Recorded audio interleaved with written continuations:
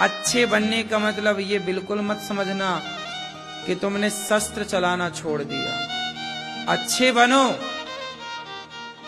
पर अच्छाई को बचाने के लिए ही कई बार तलवार उठाने की जरूरत पड़ जाती है। अच्छाई की रक्षा के लिए कई बार आताताइयों को। अच्छा ये बताओ, आप में से किसान कितने लोग हैं?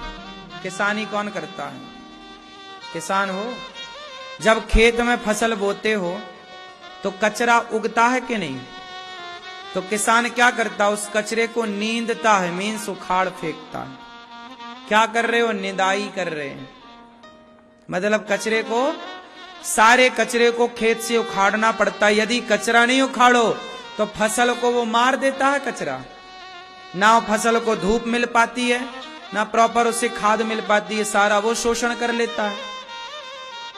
तो किसान क्या करता है? सारे कचरे को, बोलो, उखाड़ना ही ऑप्शन है? बस यही है कि अच्छाई के बीच में यदि बुराई आई है तो उस बुराई को जड़ से उखाड़ फेंकने के लिए तलवार तो चाहिए।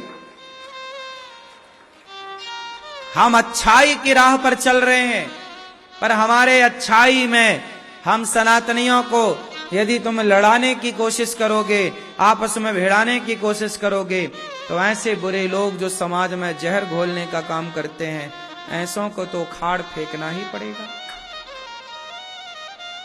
नहीं, हम बहुत अच्छे हैं इसका मतलब ये नहीं है कि हमने तलवार चलाना छोड़ दिया।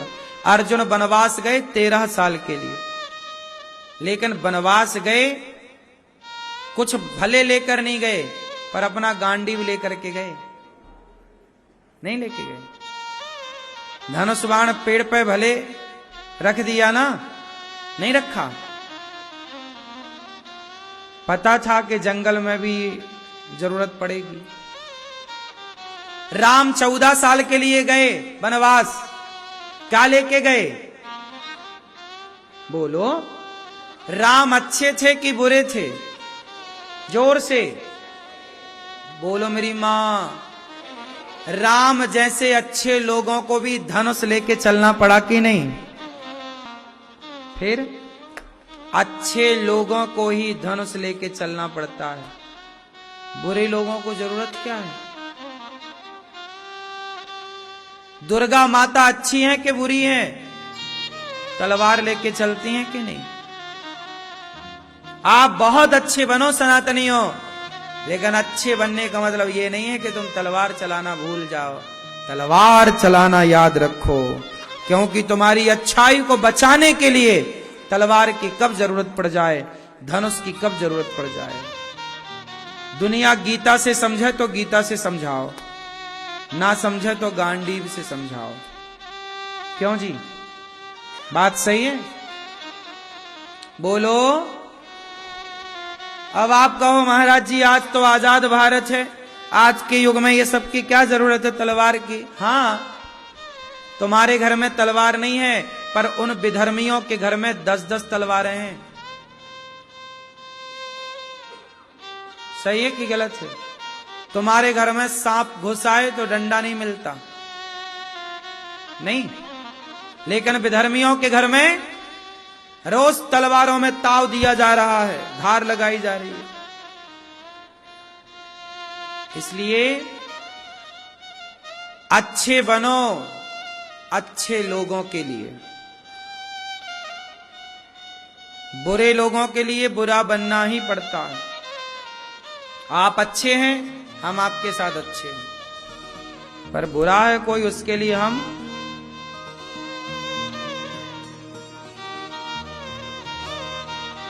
गांधारी ने श्राप दे दिया भगवान कृष्ण को कि जैसे हमारे बच्चे आपस में लड़के मर गए, हम श्राप देती हैं तुम्हारा कृष्ण जो वंश है आपस में लड़के मर जाए। भगवान ने कहा दे दो श्राप माता, तुम श्राप देती हो दे दो, लेकिन तुम्हारे बच्चे गलत हैं तो मैं तो उनको गलत को छोड़ूं कैसे? सबकी नजर में कृष्ण अच्छे हैं, पर गांधारी की नजर में कृष्ण अच्छे नहीं। गांधारी कह रही हैं कि आप चाहते तो युद्ध ना होता। भगवान बोले मैं गया तो था शांति दूत बनकर, कहां माना तुम्हारा बच्चा। गांधारी को खुद की गलती नजर नहीं आ रही है। खुद की औलाद जब बिगड़ रही थी तब तुम आंखों में पट्टी बांध के घूम रही थी। आंखों की पट्टी समय से उतारी होती गांधारी माँ ने तो सर्वनाश ना होता। जिन स्त्रियों की आंखों में पट्टी बन जाती है, जिन लोगों की, सर्वनाश होता है। द्रौपदी ने पट्टी उतारी किसके लिए? दुर्योधन को बचाने के लिए। कल आ जाना सारे कपड़े उतार के, मैं देखूंगी तेरा शरीर वज्र का हो जाएगा। कहा था कि नहीं?